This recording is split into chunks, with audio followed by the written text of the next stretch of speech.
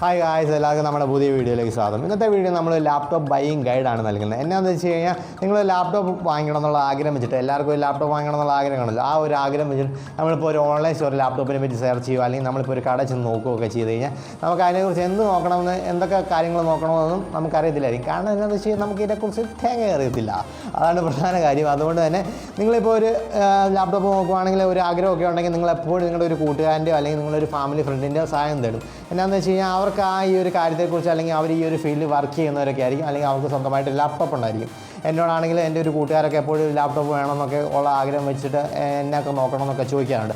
അതുകൊണ്ടാണ് ഞാൻ ഈ ഒരു വീഡിയോ ചെയ്യുന്നത്. നിങ്ങൾക്ക് ഒരു ലാപ്ടോപ്പ് വേണമെന്നുണ്ടെങ്കിൽ നമ്മൾ ഈ ഒരു വീഡിയോ കണ്ടിട്ട് നിങ്ങൾക്ക് സ്വയമേ തീരുമാനിക്കാം. നിങ്ങൾക്ക് ഈ ഒരു കാര്യങ്ങളൊക്കെ വെച്ചിട്ട് നിങ്ങൾക്ക് സ്വയമേ ഒന്ന് നോക്കി തീരുമാനിക്കാവുന്നതാണ്. അപ്പം എല്ലാവർക്കും നമ്മുടെ പുതിയ വീഡിയോയിലേക്ക് സ്വാഗതം. Me Sanju signing from CMOS. അതിന് മുമ്പ് നമ്മുടെ വീഡിയോ ഇഷ്ടപ്പെട്ട് കഴിഞ്ഞാൽ നമ്മുടെ ചാനൽ ഒന്ന് സബ്സ്ക്രൈബ് ചെയ്യുക. അതുപോലെ തന്നെ നിങ്ങൾക്ക് ലൈക്ക് ചെയ്യുക വീഡിയോ ഇഷ്ടപ്പെട്ട് കഴിഞ്ഞാൽ. പിന്നെ എന്തെങ്കിലും സംശയങ്ങളുണ്ടെങ്കിൽ കമൻറ്റ് ചെയ്യുക. പിന്നെ നിങ്ങൾക്ക് വീഡിയോ ഇഷ്ടപ്പെട്ടില്ലെങ്കിൽ ഡിസ്ലൈക്ക് ചെയ്യാനുള്ള ഒരു ഓപ്ഷൻ കൂടി ഉണ്ട്. അപ്പോൾ നമുക്ക് വീഡിയോയിലേക്ക് ആയിരിക്കാനും പോവാം.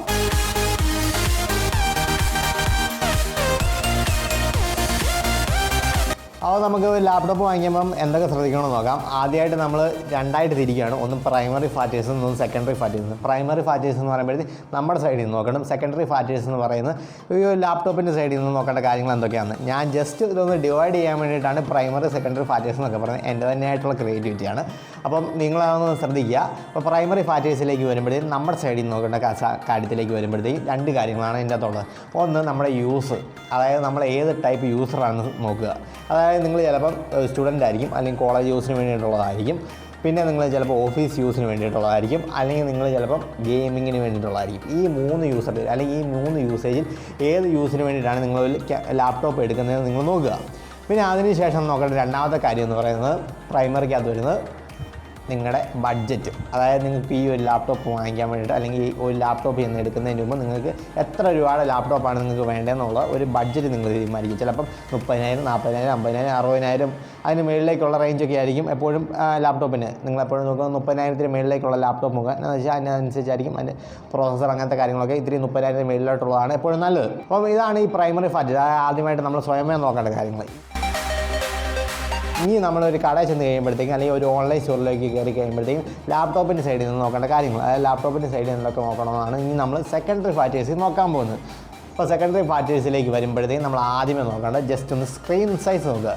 ഫസ്റ്റ് എന്ന് പറയുന്നത് സ്ക്രീൻ സൈസ്. അതായത് സ്ക്രീൻ സൈസ് എന്ന് പറയുമ്പോൾ ഇത് സ്ക്രീൻ സൈസ് ചിലപ്പോൾ 15 ഇഞ്ചിൻ്റെ കാണും, 16 ഇഞ്ചിൻ്റെ കാണും, ചിലപ്പോൾ 14 ഇഞ്ചിൻ്റെയും കാണും. അപ്പോൾ നിങ്ങൾ ഏറ്റവും സ്ക്രീൻ സൈസ് കൂടിയത് തന്നെ നോക്കുക. എന്നാന്ന് വെച്ച് കഴിഞ്ഞാൽ നമ്മൾ സ്ക്രീൻ സൈസ് കൂടുന്നതനുസരിച്ച് നമുക്ക് കണ്ണിനുള്ള സ്ട്രെയിൻ ഇത്തിരി കുറഞ്ഞ് കിട്ടും. അപ്പോൾ നിങ്ങൾ സ്ക്രീൻ സൈസ് എപ്പോഴും കൂടി നോക്കുക. പിന്നെ അതിന് ശേഷം നിങ്ങൾ ഇപ്പോൾ ലാപ്ടോപ്പിന് ടച്ച് ആൻഡ് ടൈപ്പ് വേണമെന്നുണ്ടെങ്കിൽ, അതായത് നിങ്ങൾ ടച്ച് വേണമെന്നുണ്ടെങ്കിൽ, അതായത് സ്ക്രീൻ എപ്പോഴും ടച്ച് വേണമെന്നുണ്ടെങ്കിൽ നിങ്ങൾ അതൊന്ന് നോക്കുക. ടച്ചിനോട് ഞാൻ ഒത്തിരി അങ്ങോട്ട് ഇത് കൊടുക്കുന്നില്ല. എന്നാന്ന് വെച്ച് കഴിഞ്ഞാൽ ടച്ച് വന്നു കഴിഞ്ഞാൽ കംപ്ലയിൻ്റ് ഒക്കെ വന്നു കഴിഞ്ഞാൽ നമ്മൾ സ്ക്രീൻ ചിലപ്പോൾ മൊത്തത്തോടെ മാറേണ്ടി വരും.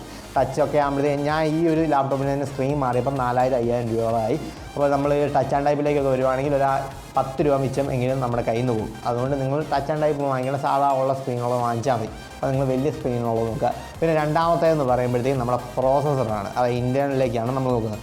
പ്രോസസ്സറിലേക്ക് വരുമ്പോഴത്തേക്കും രണ്ട് പ്രോസസ്സർ കമ്പനിയാണ് പ്രധാനമായിട്ടുള്ളത്. ഒന്ന് ഇൻ്റലും ഒന്ന് AMD. ഇൻ്റൽ എന്ന് പറയുമ്പോൾ നിങ്ങൾക്ക് എല്ലാവർക്കും പരിചിതമായിരിക്കും. AMD എന്ന് പറയുന്നത് വേറൊരു കമ്പനിയാണ്. അപ്പം ഇൻ്റലിനെ അപേക്ഷിച്ച് AMDയിലേക്ക് വരുവാണെങ്കിൽ പൈസ ഇത്തിരി കുറവാണ്. പിന്നെ AMD എപ്പോഴും ഗെയിമേഴ്സിന് വേണ്ടിയിട്ടുള്ളതാണ്. ഗെയിമേഴ്സിനും ഇത്തിരി നല്ല സ്പീഡുള്ള ഒരു പ്രോസസ്സറാണ് AMDയുടെ. ഇൻ്റലിൻ്റെ മോശമൊന്നുമല്ല, പക്ഷേ ഇൻ്റലിന് നല്ല വിലയാണ് വരുന്നത്. അപ്പോൾ ഇൻ്റലിൻ്റെ പ്രോസസ്സർ എന്ന് പറയുമ്പോൾ i3, i5, i7, i9 എന്ന് പറയുന്ന പ്രോസസ്സേഴ്സാണ് ഇതിൻ്റെ അകത്ത് വരുന്നത്. i3 തൊട്ട് i3, i5 എന്ന് പറഞ്ഞ പ്രോസസ്സറൊക്കെ നിങ്ങൾ നോക്കിയാൽ മതി. സാധാ യൂസ്, ഓഫീസ് പർപ്പസ് അത്യാവശ്യമൊക്കെ ഉള്ളത്. ഗെയിമിങ്ങിനൊക്കെ ആണെങ്കിൽ തന്നെ i7-ലേക്കൊക്കെ നോക്കുക. അതിന് പേര് നിങ്ങൾ AMDയുടെ റൈസൻ എന്ന് പറഞ്ഞ ഒരു പ്രോസസ്സേഴ്സ് നിങ്ങൾ നോക്കുന്നതായിരിക്കും കൂടുതൽ എളുപ്പം. അതിനെന്ന് വെച്ചാൽ കൂടുതൽ ലാഭകരമെന്ന് എനിക്ക് തോന്നുന്നത്. നല്ല സ്പീഡൊക്കെ ഉണ്ട്, പക്ഷേ വില ഇത്തിരി കുറവാണ്. അപ്പോൾ നിങ്ങൾ ഗെയിമിങ്ങിലേക്കൊക്കെ നോക്കുകയാണെങ്കിൽ AMDയുടെ റൈസൻ നോക്കുക. റൈസറിൻ്റെ ഓരോ വേർഷൻസൊക്കെ ഉണ്ട്. പിന്നെ അടുത്തായിട്ട് നിങ്ങൾ നോക്കണം മൂന്നാമത്തെ കാര്യം ഗ്രാഫിക്സ് കാർഡ് ഏതിൻ്റെയാണ് വരുന്നത്. ചിലപ്പോൾ നിവിഡാടൊക്കെ ആയിരിക്കും ഗ്രാഫിക്സ് കാർഡ് വരുന്നത്. ഗ്രാഫിക്സ് കാർഡ് 2 GB ആണോ 4 GB ആണോ അതിൽ കൂടുതലാണോ നിങ്ങൾ നോക്കുക. ഇപ്പോൾ ഗെയിമിംഗ് കളിക്കുന്നവർക്കാണ് 4 GB മുകളിലേക്കൊക്കെ നോക്കാം, കുഴപ്പമൊന്നുമില്ല. 2 GB ഒക്കെ സാധാ പർപ്പസിന്, സാധാ ഒരു വീട്ടിൽ യൂസിന് അങ്ങനെയുള്ളവർക്ക്, ഓഫീസ് പർപ്പസിനൊക്കെ 2 GB ആണെങ്കിലും മതി, കുഴപ്പമൊന്നുമില്ല. അത്യാവശ്യം ഗ്രാഫിക്സിൻ്റെ കാർഡിൻ്റെ സ്റ്റോറേജ് കൂടുന്നതനുസരിച്ച് നിങ്ങൾക്ക് കൂടുതൽ ഗ്രാഫിക്സ്, അതായത് ഡിസ്പ്ലേക്ക് കൂടുതൽ ക്ലാരിറ്റിയും, നമ്മളൊരു ഗെയിം കളിക്കും കൂടുതൽ നല്ല ഒരു ക്ലാരിറ്റി നമുക്ക് ഗെയിം കളിക്കാൻ പറ്റുമെന്നാണ് ഗ്രാഫിക്സ് കാർഡിൻ്റെ പ്രത്യേകത. പിന്നെ അതിനുശേഷം നമ്മൾ നോക്കുന്നത് നാലാമത്തെ കാര്യം എന്ന് പറയുന്നത് സ്റ്റോറേജ് ആണ്. സ്റ്റോറേജ് എന്ന് പറയുമ്പോൾ റാമും ഉണ്ട് റോമും ഉണ്ട്. റാമൊക്കെ എന്നാന്ന് എല്ലാവർക്കും അറിയാം, റോമും എന്നാന്ന് എല്ലാവർക്കും അറിയാം. അപ്പം ഇനി നമുക്ക് റാമിലേക്ക് നോക്കുകയാണെങ്കിൽ 4 GB ഉണ്ട്, 8 GB ഉണ്ട്, 16 GB ഉണ്ട്. അപ്പം ഈ ഒരു ഇതിൻ്റെ അടിസ്ഥാനത്തിലാണ് റാമിൻ്റെ ഇതൊക്കെ പോകുന്നത്.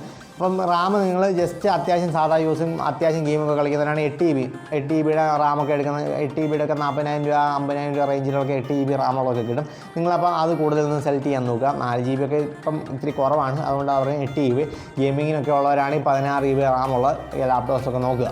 പിന്നെ അതിനുശേഷം നമ്മൾ റോമിലേക്ക് വരും, അതായത് നമ്മുടെ സ്റ്റോറേജിൽ, അതായത് ഇൻ്റർണൽ സ്റ്റോറേജിലേക്ക് വരുമ്പോഴത്തേക്കും അതിനകത്ത് ഹാർഡ് ഡിസ്ക് കാണും, ചിലപ്പം SSD കാണും. പിന്നെ ഇത് രണ്ടും കൂടെ കൂടി ചേർന്ന hard disk hybrid HDD SSD എന്നും പറഞ്ഞ ഒരു വേർഷൻ കൂടെ കാണും. എന്നാന്ന് വെച്ച് കഴിഞ്ഞാൽ ഹാർഡ് ഡിസ്ക് എന്ന് പറഞ്ഞു കഴിഞ്ഞാൽ നമുക്ക് CD ആയിട്ട് താരതമ്യം ചെയ്യാം. പിന്നെ SSD എന്ന് പറഞ്ഞാൽ നമ്മുടെ പെൻഡ്രൈവ് ആയിട്ട് താരതമ്യം ചെയ്യാം. എന്നാന്ന് വെച്ച് കഴിഞ്ഞാൽ CD-യേക്കാളും കൂടുതലാണ് പെൻഡ്രൈവിൻ്റെ സ്പീഡ്. അത് തന്നെയാണ് ഹാർഡ് ഡിസ്കിൽ നിന്ന് SSDയിലേക്ക് പോകുമ്പോഴത്തേക്കുള്ള പ്രത്യേകത. പിന്നെ അതിൻ്റെ വിലയും വ്യത്യാസമുണ്ട്. ഹാർഡ് ഡിസ്കിൻ്റെ 1 TB 5,000 രൂപ ഉള്ളെങ്കിൽ SSDക്ക് 256 GB കിട്ടത്തുള്ളൂ 5,000 രൂപയ്ക്ക്. അതാണ് ഇതിൻ്റെ പ്രോബ്ലം. പക്ഷേ 256 GB നല്ല സ്പീഡുണ്ട്, അതാണ് ഇതിൻ്റെ പ്രത്യേകത.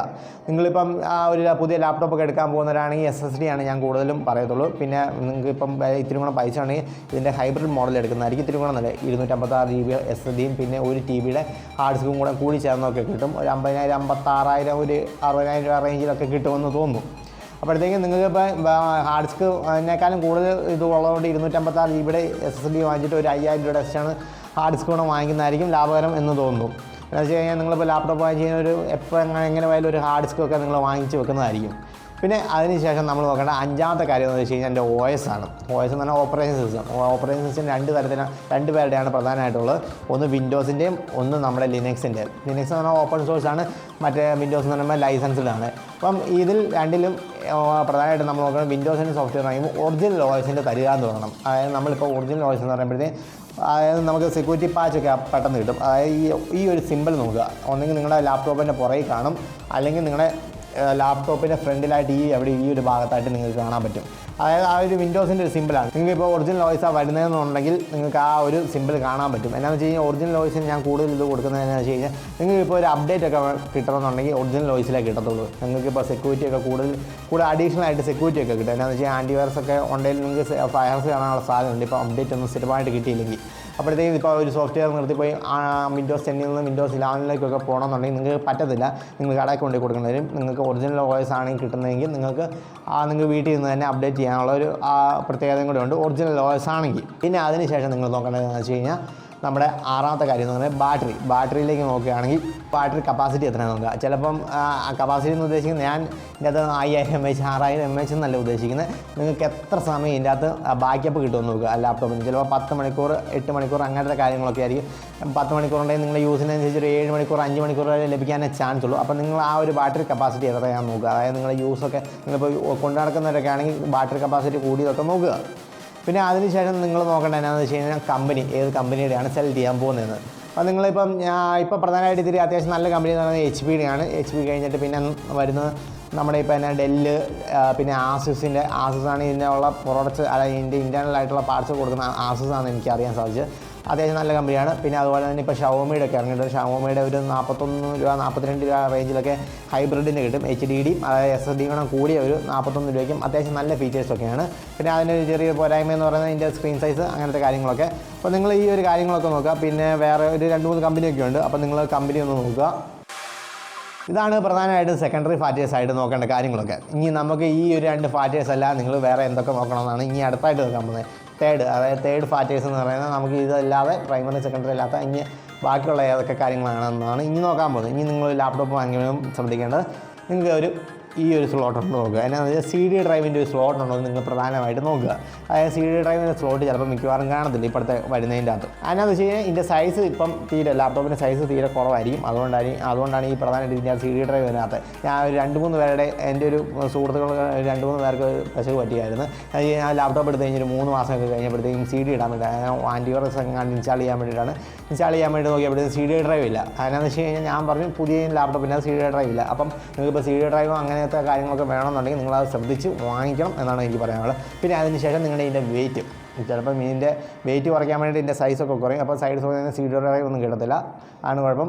ഇപ്പം നിങ്ങൾക്ക് വെയിറ്റ് ഒരു 1.5 കിലോ 2 കിലോ 1 കിലോ അങ്ങനത്തെ റേഞ്ചിലാണ് ലാപ്ടോപ്പിൻ്റെ വെയിറ്റ് ഒക്കെ വരുന്നത്. അപ്പോൾ നിങ്ങൾക്ക് വെയിറ്റ് നിങ്ങൾ നോക്കുന്നുണ്ടെങ്കിൽ വെയിറ്റിൻ്റെ കാര്യം നോക്കുക. അതുപോലെ തന്നെ അടുത്തായിട്ട് നോക്കേണ്ടതെന്ന് വെച്ച് കഴിഞ്ഞാൽ ഇതിൻ്റെ സ്ലോട്ട്, അതായത് സൈഡിൽ എത്ര സ്ലോട്ടുകൾ വരുന്നുണ്ടെന്ന്. അതായത് നിങ്ങളുടെ ഒരു പെൻഡ്രൈവ് എത്ര എണ്ണം കുത്താം, അതായത് 4 സ്ലോട്ടാണ് വരുന്നത്, 3 സ്ലോട്ടാണ് വരുന്നത്, പിന്നെ RJ45ൻ്റെ സ്ലോട്ടുണ്ടോ, പിന്നെ HDMI കേബിളിൻ്റെ സ്ലോട്ടുണ്ടോ, അതുപോലെ തന്നെ വേറെ എന്തെങ്കിലും അഡീഷണൽ ആയിട്ട് എന്തെങ്കിലും സ്ലോട്ടൊക്കെ വരുന്നുണ്ടോ എന്ന് നോക്കുക. അതിനുശേഷം പിന്നെ നമ്മൾ നോക്കേണ്ടത് ഇതിൻ്റെ അകത്ത് വാറണ്ടിയാണ്. വാറണ്ടി എത്ര കൊല്ലം കിട്ടുന്നുണ്ടെന്ന്. ഓൺ സൈഡ് ചിലപ്പം ഇൻ്റർനാഷണൽ വാറണ്ടി ഒന്നും കിട്ടാൻ ചാൻസ് ഇല്ല.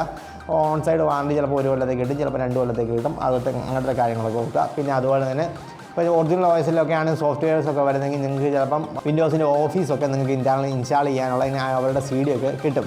അപ്പോൾ ഒറിജിനൽ ഓഫീസൊക്കെ കിട്ടാനുള്ള ചാൻസ് ഉണ്ട്. നിങ്ങൾ അതൊക്കെ നോക്കുക. നിങ്ങൾ എപ്പോഴും ഓഫറുള്ളപ്പം മിക്കവാറും ലാപ്ടോപ്പ് എടുക്കുന്നതായിരിക്കും കൂടുതൽ ഉചിതമെന്ന് എനിക്ക് പറയാനുള്ളത്. ഇതൊക്കെയാണ് നിങ്ങൾ ലാപ്ടോപ്പ് വാങ്ങിക്കുമ്പോൾ നോക്കേണ്ട പ്രൈമറി, സെക്കൻഡറി, പിന്നെ നമ്മൾ ചുമ്മാ ചെറുതായിട്ട് നോക്കിയ തേർഡ് സെക്ടർ എന്ന് പറയുന്നത്. അപ്പം ഇതൊക്കെയാണ് നിങ്ങളൊരു ലാപ്ടോപ്പ് വാങ്ങിക്കുമ്പോൾ പ്രൈമറി ആയിട്ട്, സെക്കൻഡറി ആയിട്ട്, പിന്നെ അല്ലാതെ നോക്കേണ്ട കാര്യങ്ങൾ എന്തൊക്കെയാണെന്നാണ് നമ്മുടെ ഇന്നത്തെ വീഡിയോയിൽ നോക്കുന്നത്. അപ്പം എല്ലാവർക്കും വീഡിയോ ഇഷ്ടപ്പെടുന്ന കരുതുന്നു. ഇതൊക്കെ നിങ്ങൾ നോക്കി ശ്രദ്ധിച്ചിട്ട് പിന്നെ നിങ്ങൾക്ക് വേണമെങ്കിൽ വേറെ ആരുടെയും ഒപ്പീനിയൊക്കെ നോക്കാം. ഇതൊക്കെ എൻ്റെ ഒരു ഒപ്പീനിയനാണ്. ഞാൻ ഒരു ലാപ്ടോപ്പ് ഉപയോഗിക്കുന്നതാണ്, അത്യാവശ്യം ഞാൻ എല്ലാം നോക്കിയിട്ടാണ് പറഞ്ഞിരിക്കുന്നത്. അപ്പോൾ എല്ലാവർക്കും വീഡിയോ ഇഷ്ടപ്പെട്ടെങ്കിൽ ലൈക്ക് ചെയ്യുക, സബ്സ്ക്രൈബ് ചെയ്യുക. Me Sanju signing off from CMOS.